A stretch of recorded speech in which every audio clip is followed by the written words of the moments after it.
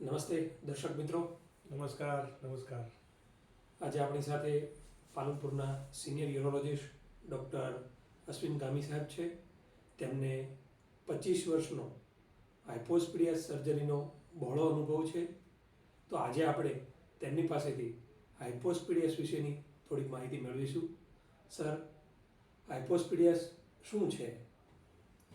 હાઇપોસ્પિડિયાસ એટલે એક પુરુષ જનેન્દ્રિયની જન્મજાત ખોડ છે. એટલે એ બાય બર્થ જ હોય છે. એટલે કે કોઈપણ પુરુષની ઇન્દ્રિયની જે યુરિનનું ઓપનિંગ છે એ ટીપ ઉપર હોય, નોર્મલ અહીંયા હોય, ફિગરમાં તમે જોઈ શકો છો. એની જગ્યાએ કોઈપણ મિડવેમાં બીચે હોય, એટલે કે એ પેશાબની નળી પૂરી છેક સુધી ટીપ સુધી ના હોય, એને હાઇપોસ્પિડિયાક મિએટસ એટલે કે હાઇપોસ્પિડિયાસ કહેવામાં આવે છે. એની સાથે સાથે ઇન્દ્રિય વાંકી હોવું, ચામડી અપૂરતી હોવી, એ પણ સાથે પ્રોબ્લેમ હોય છે. કોઈ વખત નીચેની બે ટેસ્ટિકલ પણ એબનોર્મલ જગ્યાએ હોય એવું બનતું હોય છે. એટલે એને હાઇપોસ્પિડિયાસ આપણે કહીએ છીએ. સર, આ હાઇપોસ્પિડિયાસના લક્ષણો શું હોય છે? હાઇપોસ્પિડિયાસનું મેઇન લક્ષણ તો જે દેખાવમાં જ ઇન્દ્રિયમાં તમને ખ્યાલ આવી જાય કે ભાઈ ઇન્દ્રિયનું મિએટસ નીચે છે. હવે અલગ અલગ પ્રકારના જે હાઇપોસ્પિડિયાસ હોય છે એમાં આ ગ્લાન્સના પાર્ટમાં એને ગ્લેન્ડ્યુલર ને કોરોનલ કહેવામાં આવે, શાફ્ટમાં હોય ને પેનાઇલ કહેવાય, સ્ક્રોટમમાં હોઈ શકે ઓપનિંગ, ઘણી વખત નીચે સંડાસની બાજુમાં પણ ઓપનિંગ હોઈ શકે, એને પેરિનિયલ હાઇપોસ્પિડિયાસ કહેવાય. એટલે એનું ઓપનિંગ એબનોર્મલ જગ્યાએ હોય. બીજું કે બાળકને પેશાબ કરવામાં તકલીફ પડે. પેશાબ કરવામાં સીધો પેશાબ ના જાય અને બેકમાં પેશાબ કરતું હોય છે. સાથે ઇન્દ્રિય જે ટાઈટ થાય, એની કડક થાય ત્યારે વાંકી હોય અને કોડી કહેવામાં આવે. એટલે એ એક પણ લક્ષણ છે. બીજું ચામડી પણ એબનોર્મલ હોય. ઘણી વખત એટલું સિવિયર હાઇપોસ્પિડિયાસ હોય છે, પેરિનિયલ ટાઈપનું હાઇપોસ્પિડિયાસ કે એકદમ સિવિયર કોડી, તો પુરુષ છે કે સ્ત્રી એ પણ ઘણી વખત મુશ્કેલ હોય છે કહેવું. સર, આ રોગ થવાના કારણો શું હોય છે? આનું કોઈ મુખ્ય કારણ જાણવા નથી મળેલ, પણ એ ગર્ભની અંદર કોઈ જેનેટિક પ્રોબ્લેમ કે હોર્મોનના ચેન્જીસ કંઈ કારણે જ્યારે પુરુષની જનેન્દ્રી બનતી હોય ત્યારે અપૂરતા હોર્મોન અને જેનેટિક પ્રોબ્લેમના કારણે બાળકને આ ખોડ ડેવલપ થતી હોય છે. અને દર 200 બાળકોએ એક બાળકને આ ખોડ હોય છે. સર, આ રોગનું નિદાન કેવી રીતે થઈ શકે? એમના માટે કોઈ ટેસ્ટ છે કે એમનામ જ ખબર પડે?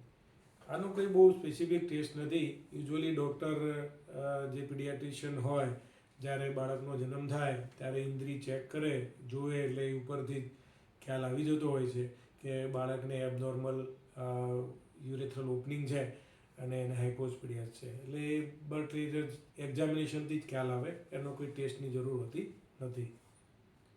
સર, આ રોગ કોઈ દવાથી સારો થઈ શકે કે આમાં ઓપરેશન એ જ ઈલાજ છે? આ રોગમાં ટ્રીટમેન્ટમાં જોઈએ તો પહેલું તો એકદમ બહુ ડિસ્ટલ ઓપનિંગ હોય કે ભાઈ નોર્મલ જગ્યાએ હોય, ઇન્દ્રિય બહુ વાંકી ના હોય, થોડું જ નીચે હોય અને ઇન્દ્રિય બહુ વાંકી ના હોય, એબનોર્મલ લુક ના હોય, તો આપણે એને ટ્રીટમેન્ટ ના કરીએ તો પણ ચાલે. પણ બાકીના બધા કેસમાં જેમાં સિવિયર ડિગ્રી હોય કે ભાઈ ઇન્દ્રિય વાંકી છે, થોડું મિએટસ નીચે છે અને કોસ્મેટિક લુક પણ ખરાબ છે, તો એવા કેસમાં આમાં સર્જિકલ ટ્રીટમેન્ટ એ જ એનો ઓપ્શન હોય છે. સર, ઘણા બધાને પ્રશ્ન હોય છે કે બાળક નાનું છે, મોટું થશે પછી કરાવીશું, કે કઈ ઉંમરે કરાવવું જોઈએ આઈડિયલી? આમાં બાળકની ઉંમર મહત્ત્વની છે. જેટલું બાળક નાનું હોય એના ઓપરેશન થઈ જાય તો એને મેન્ટલ ઇફેક્ટ આવતી નથી અને હિલિંગ પ્રોસેસ થોડી ફાસ્ટ હોય છે. એટલે યુઝ્યુઅલી અમે 1 થી 2 વર્ષની વચ્ચે, 1 વર્ષની ઉંમરથી 2 વર્ષની ઉંમરની વચ્ચે આ સર્જરી કરવાનું એડવાઇઝેબલ હોય છે. એટલે બાળક મોટું થાય તો ભૂલી પણ જાય અને બીજું કે એનું હિલિંગ પ્રોસેસ પણ સારી હોય. સર, આમાં ઘણી વખત એવું થતું હોય છે કે રિલિજન વાઇઝ કે એમનામ પણ, તો જે ચામડી કે આપણે જે સુન્નત કહીએ એ કરાવવું જોઈએ કે ન કરાવવું જોઈએ? ખાસ કરીને જે રિલિજિયસ પર્પઝથી સર્કમસિઝન કહેવાય, એટલે સુન્નત ખતના જે કહીએ એ કરવાની હોય છે રિલિજિયસ પર્પઝમાં. પણ જ્યારે પણ દર્દીને આવું હાઇપોસ્પિડિયાસ જેવું કંઈક રોગ હોય તો સુન્નત એનું ના કરાવવું જોઈએ, કારણ કે એ જે ચામડી છે એનાથી ઘણી વખત આ હાઇપોસ્પિડિયાસની સર્જરી થતી હોય છે. એટલે એ ચામડી એ ટ્રીટમેન્ટ માટે જરૂરી હોય છે. એટલે સુન્નત આ પેશન્ટનું ના કરાવવું જોઈએ, અને કરવાનું હોય ત્યારે અમે અમારી સર્જરી વખતે જ એ સુન્નત અમે કરી દેતા હોઈએ છીએ. સર, આપ ઘણા ટાઈમથી આ સર્જરી કરો છો, તો આમાં આપની શું ખાસ સ્પેશિયાલિટી છે? હાઇપોસ્પિડિયાસની સર્જરી હું છેલ્લા 25 વર્ષથી કરું છું, અને એમાં મારી એક સ્પેશિયલ ટેકનિક છે, ઓનલે ટેકનિક. એના દ્વારા ખાસ હું કરતો હોઉં છું. અને ઓનલે ટેકનિકમાં મારા અનુભવ પ્રમાણે અમારો 90થી ફર્સ્ટ ટાઈમમાં જ 90-95% સક્સેસ રેટ હોય છે.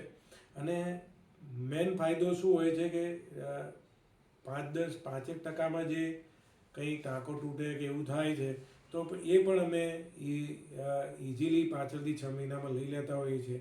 એટલે આફ્ટર 6 મહિના તો આપણે જોઈએ તો નિયરલી 100% અમે આ ડિઝીઝમાં કોસ્મેટિક લુક ગણો કે એનો ફંક્શનલ પાર્ટ ઇન્દ્રિયનો છે એ ક્યોર કરીને આપતા હોઈએ છીએ. બીજી વસ્તુ કે ઘણા પ્રિવિયસલી ફેલ કેસ હોય એમાં પણ અમારો ખાસો એવો બહોળો અનુભવ છે, અને એમાં પણ અમે ખાસો મતલબ 90% ઉપરનો સક્સેસ રેટ છે. તો ધીસ વોઝ અમારું જે કહેવાય ને એક શોખની વસ્તુ ને એક અમારી ઈચ્છાથી કરતી વસ્તુ છે. એટલે અમે પાવરદાર છીએ. ખૂબ ખૂબ આભાર સાહેબ આપનો રસપ્રદ માહિતી આપવા બદલ. Thank you. નમસ્તે.